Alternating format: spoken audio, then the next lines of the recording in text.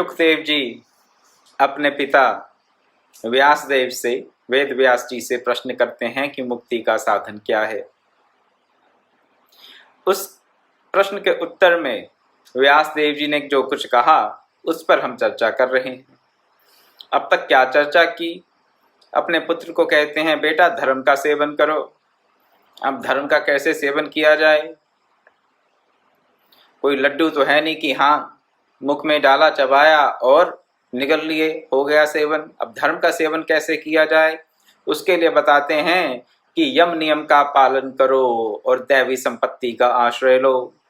कल हमने दैवी संपत्ति क्या है, दैवी संपत्ति के संबंध में कौन कौन से गुण विद्यमान होने चाहिए एक व्यक्ति में जो कि दैवी संपदा से अभिभूत है, उसकी चर्चा की। गीता के 16वें अध्याय के पहले 3 श्लोक स्वाध्याय के लिए अति उत्तम चेकलिस्ट है।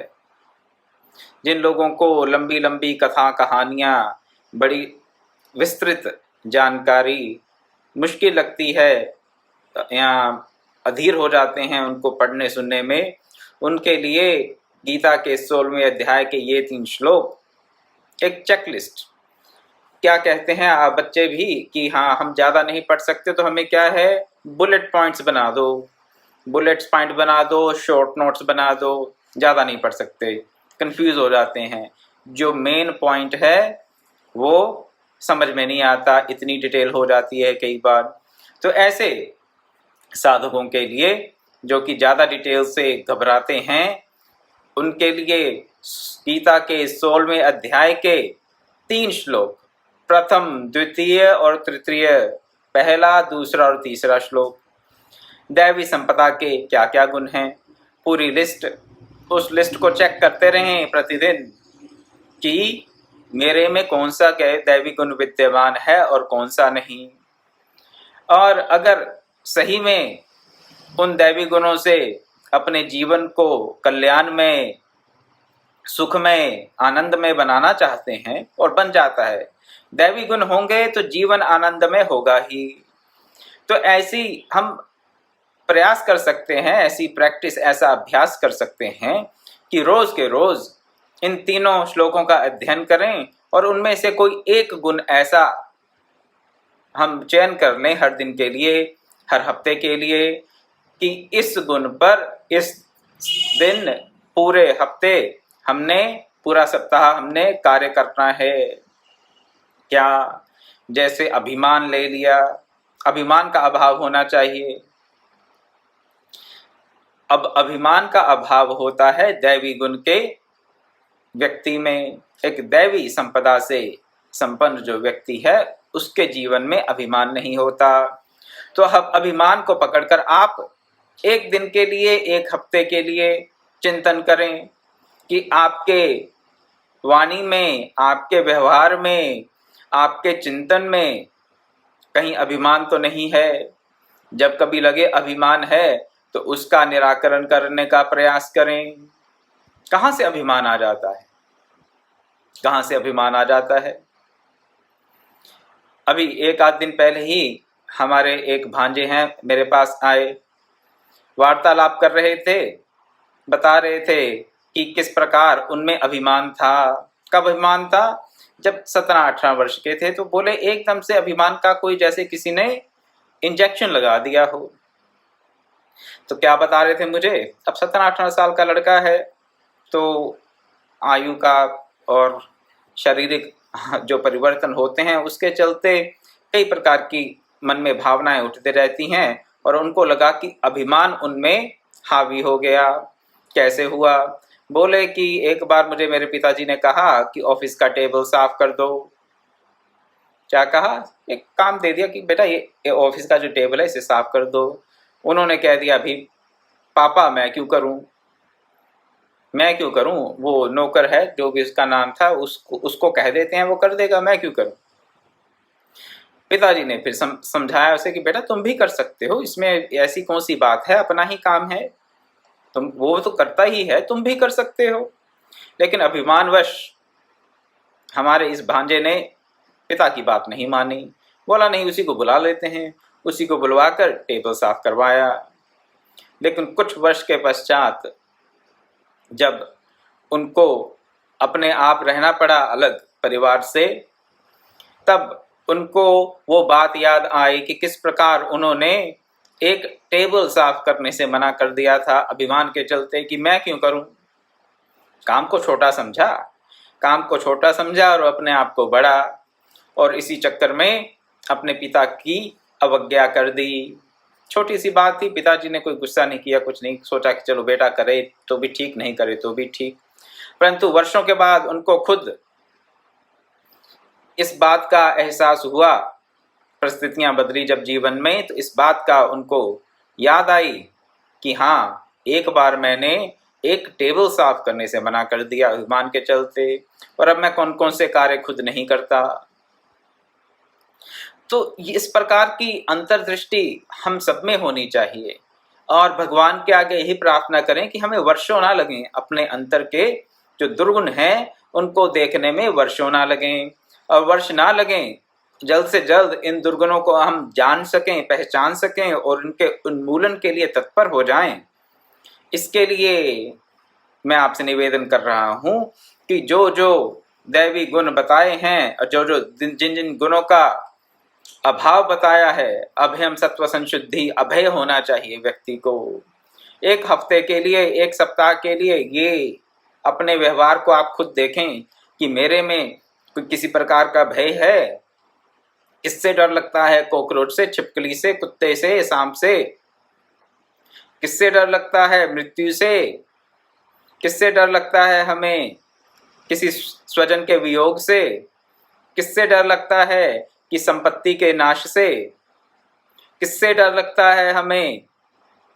शरीर के नाश से, शरीर में की किसी आधी व्याधि से। किससे डर लगता है हमें? बुढ़ापे से। किससे डर लगता है? सोचें, विचार करें। विचार करते रहेंगे तो स्वतः ही आप इस पर भी विचार करेंगे कि पहले तो ये पता चले कि किससे भय है, डर किस चीज से लगता है। फिर अगर इस पे आप विचार करेंगे कि क्यों लगता है और उसके कारण को जानने का प्रयास करेंगे, तो अवश्य ही आप इन दुर्गुणों से मुक्ति प्राप्त कर जाएंगे।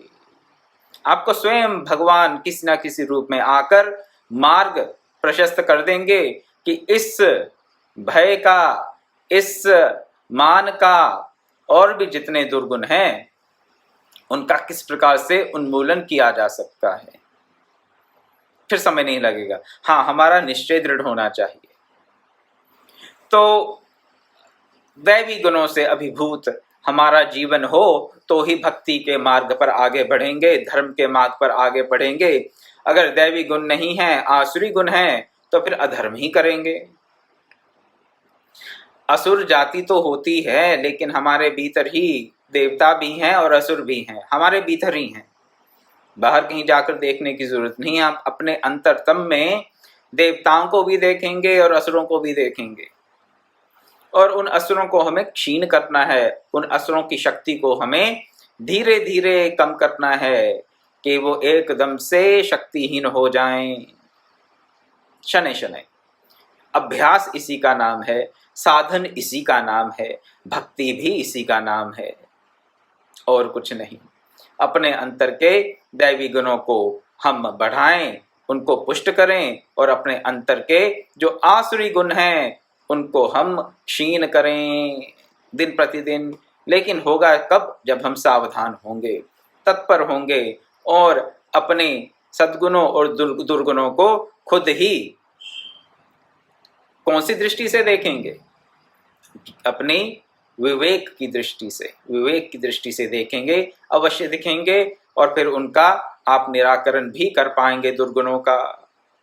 तो दैवी संपत्ति का आश्रय लो। साथ ही उन्होंने एक बात और कही, महर्षि व्यास देव ने, वेद व्यास जी ने अपने पुत्र परमहंस शुकदेव को, यम नियम का पालन करो। यम नियम, शम दम, ये बातें कई बार आती हैं हमारे शास्त्रों में। पतंजलि के योग सूत्र में तो आई ही हैं, और भी बहुत जगह। शम दम यम नियम, तो ये यम और नियम क्या है? पतंजलि के योग सूत्र में साधन पाद में, जो कि दूसरा पाद है, दूसरा चैप्टर, 4 पाद हैं पतंजलि योग सूत्र में। और पतंजलि का जो ये योग सूत्र हैं, 4 पाद में से दूसरा पाद है साधन पाद। साधन पाद में महर्षि पतंजलि ने 30वें और 32वें सूत्र में यम क्या है और नियम क्या है उनकी लिस्ट दे दी है। 30वां सूत्र है अहिंसा, सत्य, अस्तेय, ब्रह्मचर्य, अपरिग्रह, नियमा यमः। अहिंसा, सत्य, अस्तेय, ब्रह्मचर्य, अपरिग्रह, यमः। यम क्या है? ये कौन कौन से? अहिंसा, सत्य, अस्तेय, ब्रह्मचर्य और अपरिग्रह। संक्षेप में सुन लें कि ये क्या है, क्योंकि विस्तृत इनकी अगर हम चर्चा करेंगे तो कई दिन लग सकते हैं, महीनों लग सकते हैं। तो बड़े संक्षेप में आपके सामने प्रस्तुत कर दूंगा।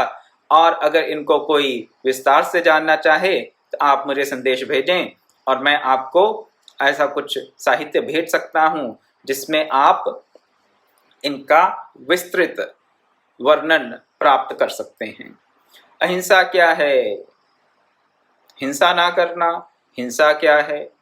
मन से, वचन से, कर्म से किसी को किसी भी प्रकार का कष्ट ना हो। केवल कर्म से नहीं, मन से भी नहीं होनी चाहिए हिंसा, वचन से भी नहीं होनी चाहिए और कर्म से भी नहीं होनी चाहिए। तीनों तरीके से। मन में भी किसी को कष्ट देने का भाव ना आए। सीधी सीधी भाषा, मन में ऐसा भाव ना आए कि मैं किसी को कष्ट दूं। उसने मुझे ऐसा किया, मैं उसको मजा चखाऊंगा किसी प्रकार का कष्ट देके। हिंसा, ऐसा मन में भाव ना आए। किसी ने कटु वचन कह दिए, उसने मुझे 1 सुनाई, मैं उसको 10 सुनाऊं। ये 10 नहीं तो कम से कम 2 तो सुनाऊं या 4 सुनाऊं।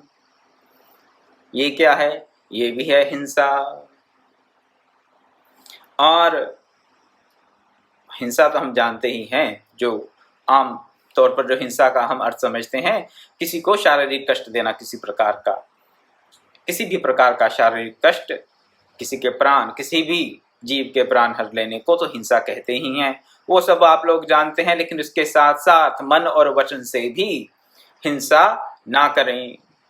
तो पहला यम हुआ अहिंसा, सत्य, जो जैसा है वैसा बोलें। सत्य भी हो, सुंदर भी हो और कल्याणकारी भी हो। सत्यम शिवम सुंदरम। सच भी हो, कल्याणकारी भी हो और सुंदर भी हो। ऐसा हमारा मन, क्रम और वचन होना चाहिए। कर्म भी ऐसा हो, वचन भी ऐसा हो और मन में जो सोच हो, विचार हो, वो भी वैसे हों। सत्य, जैसा देखें, जैसा समझें वैसा बोलें। ये वाणी का सत्य।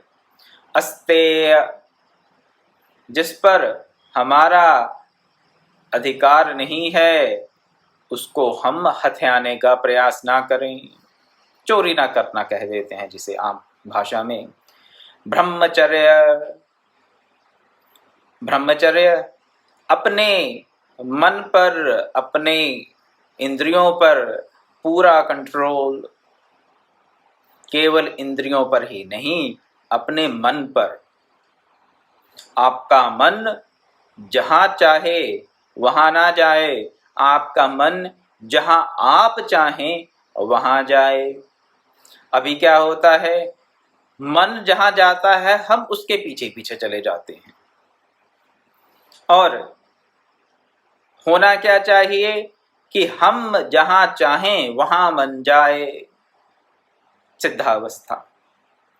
इंद्रियों पे पूरे रूप से हमारा नियंत्रण हो। किसी भी प्रकार की कामनाओं से हम अभिभूत होकर, भोगों से ग्रस्त होकर मानसिक रूप से उनके पीछे ना भागें। ब्रह्मचर्य, ब्रह्म में ही विचरण करें। ब्रह्मचर्य का शाब्दिक अर्थ है ब्रह्म में विचरण। अब जो ब्रह्म में विचरण करेगा वो माया में विचरण नहीं करेगा, और जो माया में विचरण करेगा वो ब्रह्म में विचरण नहीं करेगा। ब्रह्मचर्य की जो सिद्धि है वो अद्वैत अवस्था में ही होती है। ब्रह्मचर्य की सिद्धि अब अद्वैत अवस्था में ही होती है, उससे पहले तो केवल ब्रह्मचर्य का अभ्यास हो सकता है। तो ब्रह्मचर्य के बारे में ये आपको कहूंगा। क्यों अद्वैत अवस्था में ही सिद्धि होती है? जब तक द्वैत बना रहेगा तब तक मन दूसरे के प्रति आकर्षित होता रहेगा। जितना भी नियमन कर लें कभी ना कभी तो आकर्षित हो जाएगा, जब तक विविधता दिखाई दे रही है। परंतु जब विविधता में एकता दिखनी शुरू हो जाती है, विविधता से ध्यान हट जाता है, और ध्यान कहाँ जाता है, अपनी बुद्धि कहाँ जाती है? एकता पे। जहाँ पर एकत्व की अनुभूति होती है वहाँ पर फिर किसी प्रकार की वासना का उदय हो नहीं सकता। ये इसका साइकोलॉजिकल आपको एक्सप्लेनेशन दे रहा हूँ ब्रह्मचर्य की। जब तक द्वैत है, जब तक दूसरा है, दूसरे के प्रति कभी आकर्षण होगा और कभी विकर्षण होगा, कभी कुछ अच्छा लगेगा कभी कुछ बुरा लगेगा, और तदनुसार ही हमारा मन विविधता में भटकता रहेगा। और जब तक आसक्ति रहेगी तब तक ब्रह्मचर्य सिद्ध नहीं हो सकता। ब्रह्म में विचरण, आसक्ति का नाश, इंद्रियों का दमन होगा तो अद्वैत सिद्ध हो जाएगा, या अद्वैत सिद्धि से ये कार्य हो जाएंगे सब, जैसा भी आप समझ लें।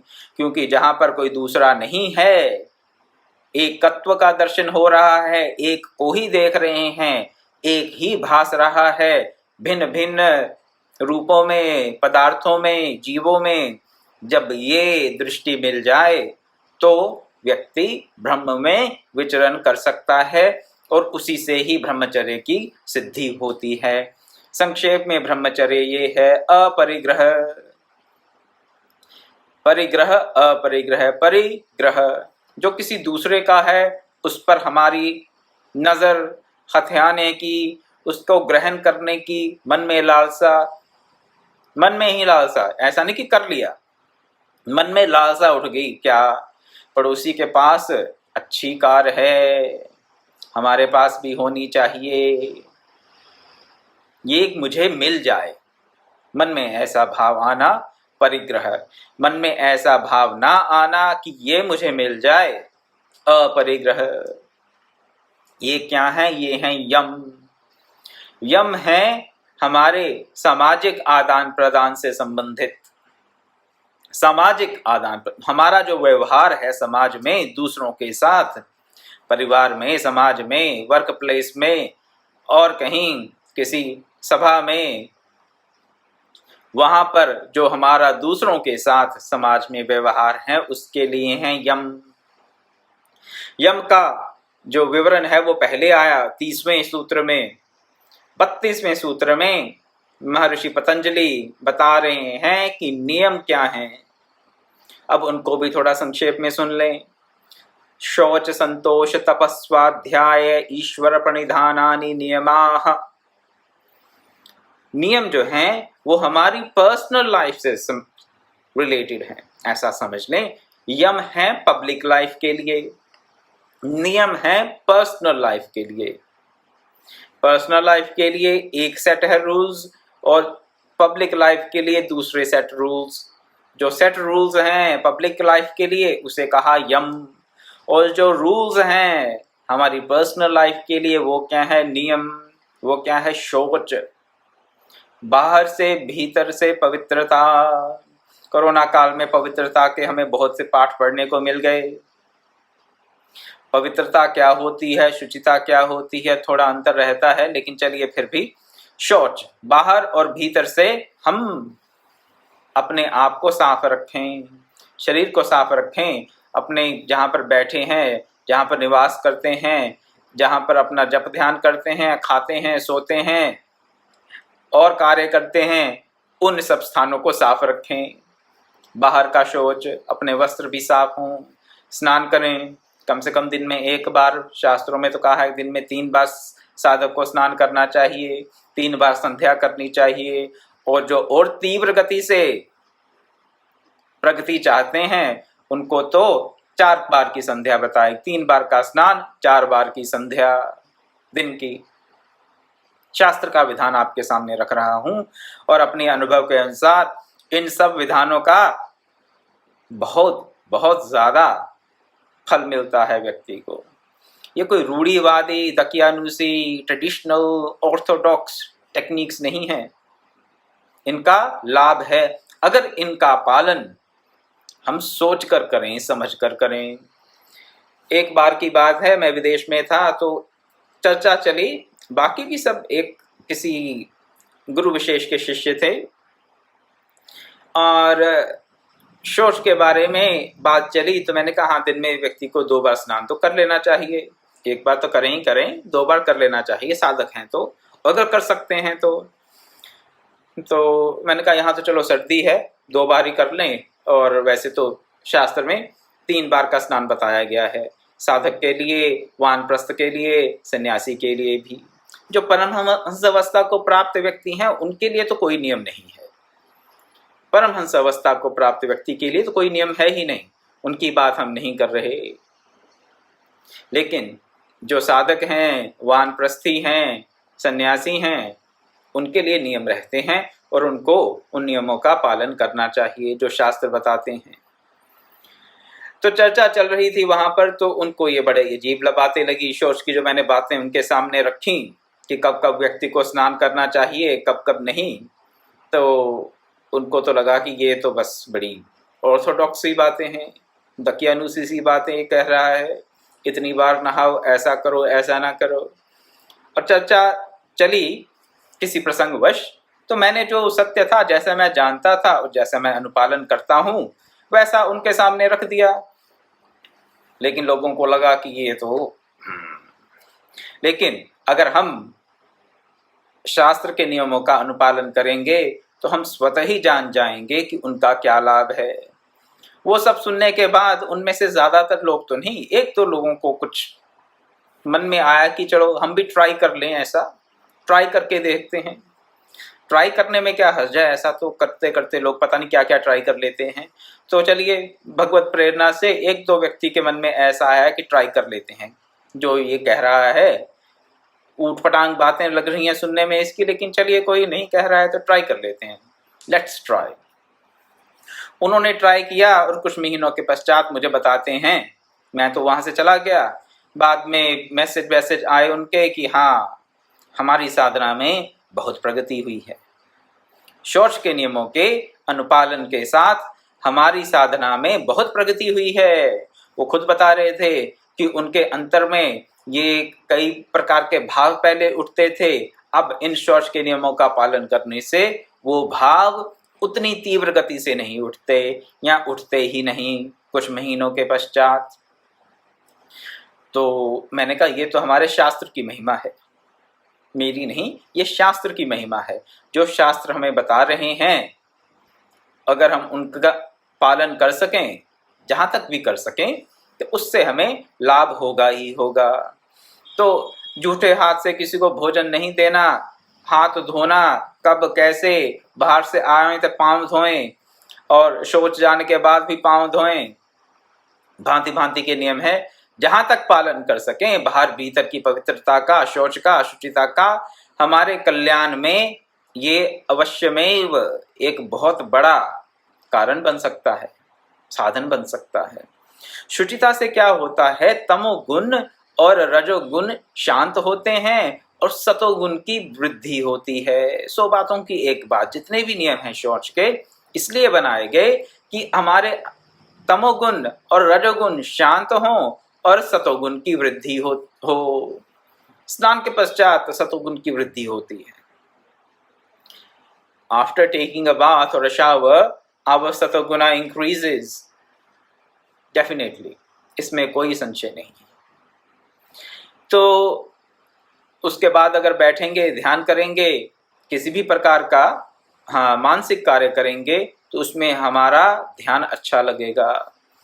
केवल साधन की बात नहीं है, किसी प्रकार का सांसारिक कार्य हो जिसमें कि आपका ध्यान ना लग रहा हो, स्नान करके बैठें, उस कार्य को करने के लिए अवश्य में आपका ध्यान ज्यादा लगेगा।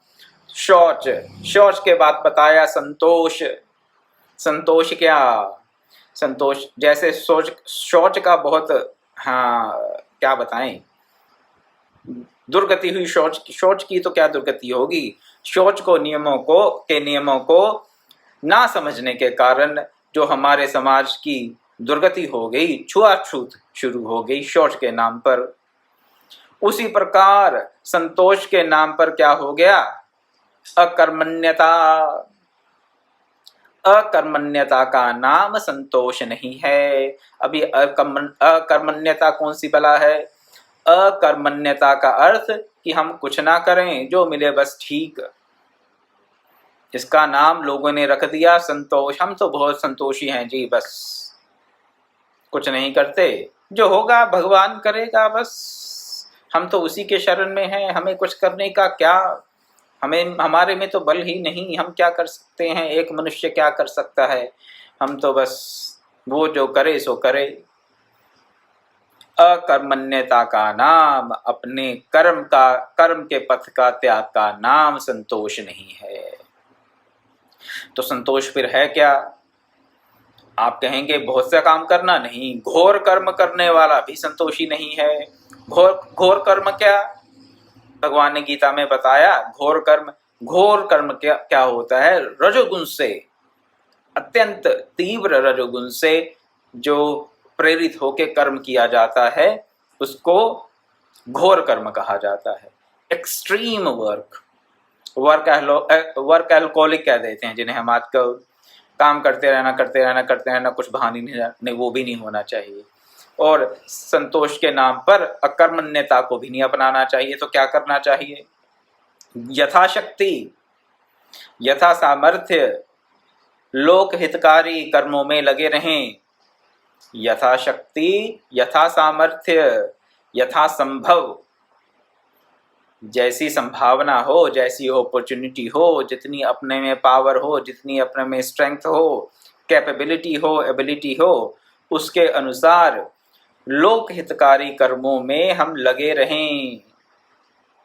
और जो भी उसका फल मिले ना मिले उसके बारे में संतोष करना है।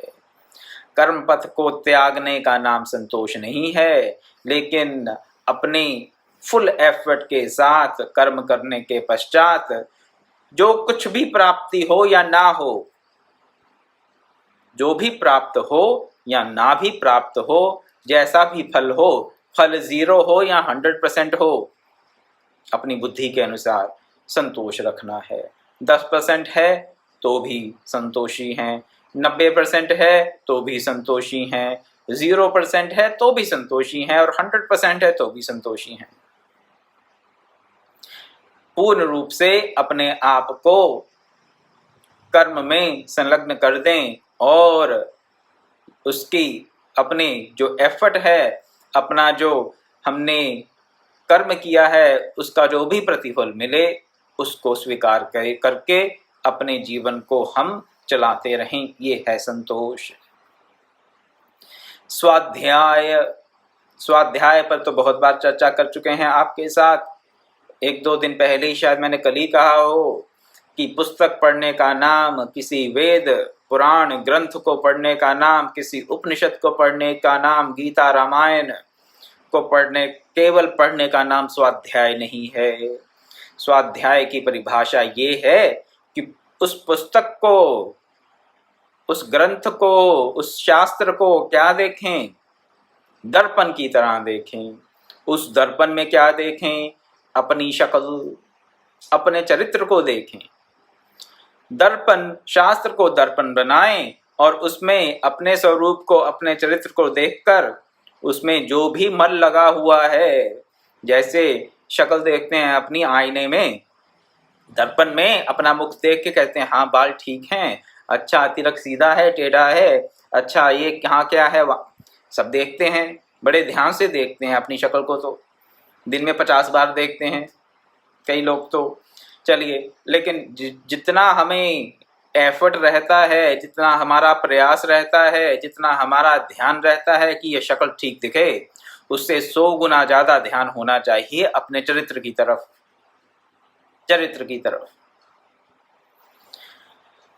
और उस चरित्र को किस में देखेंगे, कौन से दर्पण में देखेंगे। ये जो बाहर जो यहाँ आईने लगे रहते हैं, बाथरूम में क्या उनमें अपना चरित्र दिखाई देगा? नहीं, उसमें दिखाई नहीं देता। शास्त्र रूपी दर्पण में अपने चरित्र को देखकर, अपने चरित्र में जो कोई दुर्गुण हो उनको देखकर उनको हटाने का, उनके उन्मूलन का प्रयास करें। ये है स्व अध्याय, स्वाध्याय। किसका अध्ययन? स्व का अध्ययन करना है शास्त्र के प्रकाश में। शास्त्र को क्या समझना है? शास्त्र को एक दर्पण समझना है। स्वाध्याय। और अंतिम नियम ईश्वर प्रणिधान। ईश्वर प्रणिधान, ईश्वर में अपने आप का आधान कर देना है, अपने आप को स्थापित कर देना है। किसको? ईश्वर में। तो बहुत से पंथ कहेंगे भाई हम तो यही कहते हैं समर्पित हो जाओ, समर्पित हो जाओ, समर्पित हो जाओ। रटने से समर्पित नहीं हो सकता कोई। वो कहानी शायद आपने सुनी होगी बचपन में। हाँ, हमने सुनी है। वो पक्षी होते हैं कुछ और उनको कोई पढ़ाता है क्या, वो शिकारी आएगा, जाल बिछाएगा, दाना डालेगा, तुम उसमें नहीं फंसना। तोते होते हैं और तोते वो रट लेते हैं क्या, जो किसी ने उनको पढ़ाया। वो तो उनको समझाने की चेष्टा कर रहा था वो व्यक्ति कि ये तोते जो हैं शिकारी के जाल में ना फंसे। तो क्या कहा उसने? शिकारी आएगा, जाल बिछाएगा, दाना डालेगा, तुम उसमें नहीं फंसना। तोतों ने रट लिया। शिकारी आया, उसने जाल बिछाया, दाना डाला और तोते फंस गए जाल में। लेकिन बोलते क्या रहे? गाते, यही गाते गाते शिकारी उनको पकड़ के ले गया। क्या गाते रहे? शिकारी आएगा, दाना डालेगा, जाल बिछाएगा, हमने उसमें नहीं फंसना। शिकारी आएगा, जाल बिछाएगा, दाना डालेगा, हमने उसमें नहीं फंसना। तो जो ईश्वर प्रणिधान है वो समर्पण समर्पण समर्पण की माला जपने से नहीं होता। ईश्वर प्रणिधान अंतिम नियम है। उससे पहले क्या है? शौच है, तप है, संतोष है, स्वाध्याय है। जब तक ये नहीं करेंगे समर्पण की भावना आ ही नहीं सकती ईश्वर के प्रति।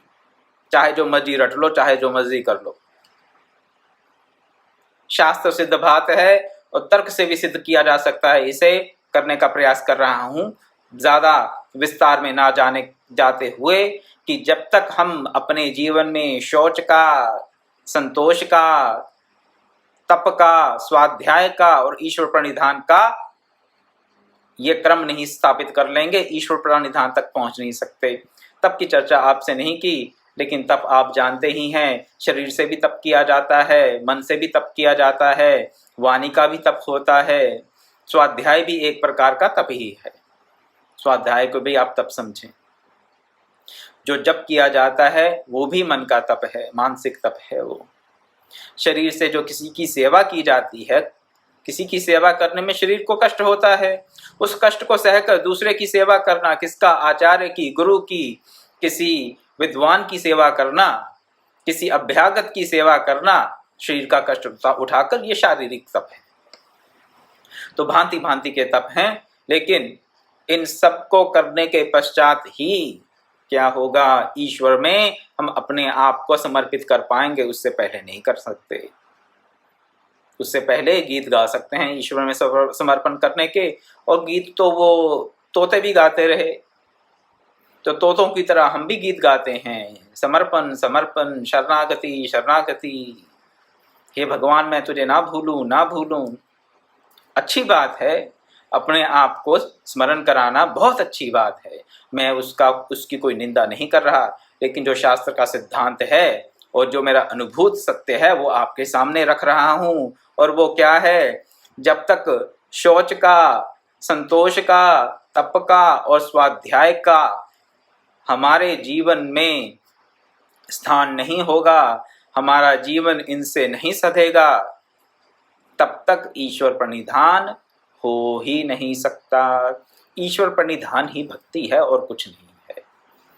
तो ऐसा समझ लें कि ये जो नियम है ये भक्ति के मार्ग के लिए, ईश्वर प्रणिधान तक पहुंचने के लिए, ईश्वर प्रणिधान से पहले के जितने भी नियम हैं वो अत्यंत महत्वपूर्ण हैं। मैं तो कहूँगा कि वो इंडिस्पेंसेबल हैं। इनका परित्याग करके हम भक्ति के मार्ग पर आगे नहीं बढ़ सकते। भांति भांति के लोग, समय होता जा रहा है लेकिन इस बात को रखने के पश्चात मैं अपनी वाणी को विराम दूंगा। भांति भांति के कुतर्क लोग देते हैं। अरे भगवान ये देखता है कि हम नहाए हुए हैं कि नहीं नहाए हुए, भगवान ये देखता है कि हम क्या खाते हैं क्या नहीं खाते। भगवान तो राम ही केवल प्रेम प्यारा, बोल देते हैं बोलने वाले कि भगवान को तो केवल प्रेम प्यारा है। ये सब तो दकियानुसी बातें हैं, ये तो पंडितों ने ऐसा ऐसा लिख दिया हुआ है दूसरों को भरमाने के लिए, अपने रूल्स रेगुलेशन बनाती हैं दूसरों को नीचा दिखाने के लिए। भांति भांति की बातें लोग कर देते हैं। लेकिन अगर आप उन विदेशी लोगों की तरह, 2-4 विदेशी लोग जिन्होंने शौच के नियम अपनाए और उनसे उनको अत्यंत लाभ हुआ, अगर आप भी इन नियमों को अपनाएंगे तो अवश्य ही लाभान्वित होंगे और भक्ति के मार्ग पर अवश्य ही आपकी जो गति है वो फुल थ्रोटल कहते हैं जिसे, उड़ाने, ये फ्लाइट की भाषा में फुल थ्रोटल उसे कहते हैं, जबकि आप पूरा इंजन का पूरा जो फोर्स है वो लगा देते हैं जहाज को उड़ाने में, फुल थ्रोटल। तो फुल फोर्स के साथ, पूरे वेग के साथ आप भक्ति के मार्ग पर आगे बढ़ेंगे, इस बात का मैं आपको आश्वासन दे सकता हूं। तो इन यम और नियमों की ही संक्षेप में वर्णन करने में आज का सारा सत्संग का समय चला गया। इस बात का मुझे खेद नहीं, खुशी है। लेकिन कल मिलेंगे और देखेंगे कि भगवान व्यासदेव ने अपने पुत्र परमहंस सुखदेव जी को और क्या क्या बातें बताई। ओम पूर्णमदः पूर्णमिदं पूर्णात् पूर्णमुदच्यते पूर्णस्य पूर्णमादाय पूर्णमेवावशिष्यते। ओम शांति शांति शांतिः। हरि ओम तत्सत्।